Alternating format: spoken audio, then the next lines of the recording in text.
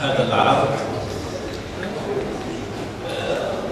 من تأليف وإخراج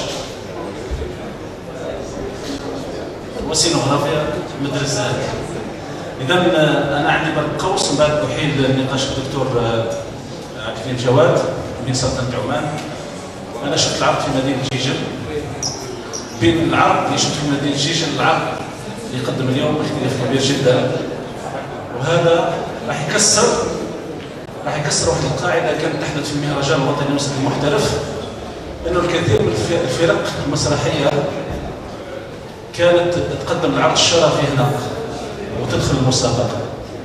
عرق الممثلين كان واضحا، حاجة خارج السياق وغير موضوعية. أنا طفولتي كانت كلها في سيدي سامي.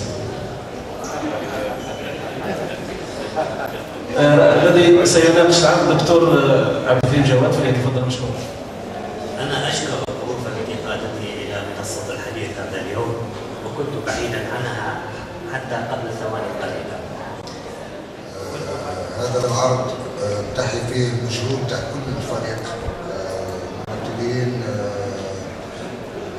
اللي الصح من عنا بعد صوتنا كان مع سوق راس الموقفة. سوق راس هو مصر، سوق راس الجاوي هو اللي استضاف حقيقة ممثلين من هذه الجهات. نقل كامل تحية لهم. الإدارة كإدارة نشكر يعني هما هذا مجهود جماعي لكل مجموعة. جو سالي لي كوميديان تاع سوق راس كامل، اللي نقول تاع سوق راس يعني تاع المسرحية تاع الصعيدون الأسود. هذا واش نقدر نقول. الجمهور pour moi c'est le prix, c'est le meilleur prix qu'on peut avoir. أحسن جائزة اللي يقدر ياخذها الممثل ولا اللي يقدر ياخذها أي مسرح كان ولا أي عرض كان، هي الجمهور تاعو، هي التفاعل. Sont jamais tombés dans le vulgaire. Il a usé, c'est un homme de spectacle, mais il n'a pas fait dans le spectaculaire. Les gens confondent faire le spectacle et faire du spectaculaire. Ahmed n'a pas fait le spectacle.